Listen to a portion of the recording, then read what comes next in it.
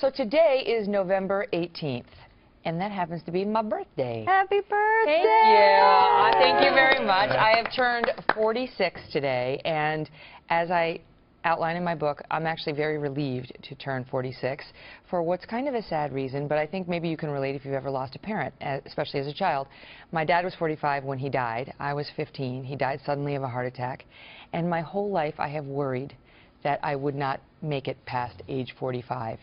And so somehow I've really just been looking forward to this birthday. I feel like it's a blessing. I just feel so thankful to be here and be with my kids. And this is something I know you can relate to because you also lost your dad at a young age. Same age, in 9th grade too. And you said, but it did something for you. It put a fire underneath you. And you knew that, you know, life wasn't necessarily going to work out great unless you went ahead and pursued it. And you knew that tomorrow was not guaranteed. Right. So how, in retrospect, I know you wrote about it, but it really affected me when you said, that made me determined to make something of myself and go ahead and make it happen. Don't wait for it to happen. Right, because in the back of my head, there's always been this voice that says, hurry up, you're dying. I almost named the book, Hurry Up, You're Dying. HarperCollins was like, holidays. But I mean, it's not a bad reminder. Get your Christmas shopping done now because you may be dead by December 25th. But I mean, really, that's a motivator for me because it's just a reminder to seize the day. I realize everybody understands that. But I mean, I think if you've had great loss in your life, you know it on a gut level. But Megyn, here's the other thing, is that you realize when you go home, you feel sadness for your mom feels sadness for you, she has to get on with her life, and then you got to get on with yours. So your house is not the same, holidays aren't the same, and you really feel in a way, am I correct, that you're on your own?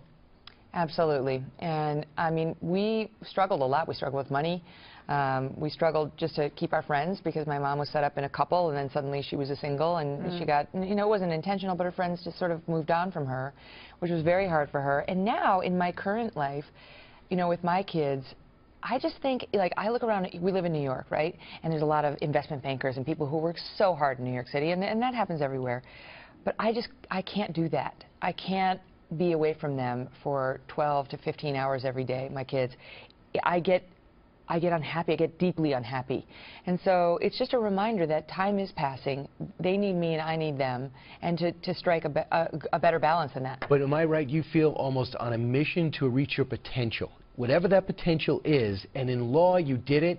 One of your great things that happened in your life happened on your birthday with that loss that you said, I'll never forget, this is my birthday, and then you were recognized how? Oh, that's nice. It was my 23rd birthday, and one of the things that was transformative for me was moot court. I love moot court. As soon as I got to law school and I saw these guys up on their feet, I thought, I can do that. And I had to wait to try out, but I finally got to try out. I practiced all summer. I wrote my argument. I was up on my feet doing my mock closing argument. I finally went into the room. I did it. I nailed it. I made the team.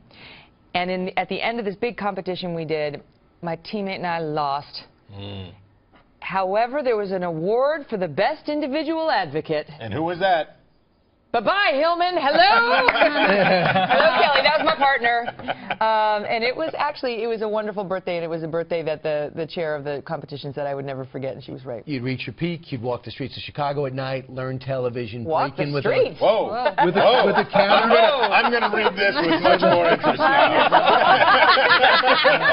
I knew this was going to be a problem. We should have made him leave. All right, we got to go. It's called Settle for More. I know you're going to love it. I'm going to talk to you about it next week, too, I hope. And we can talk together about what you thought. Good night.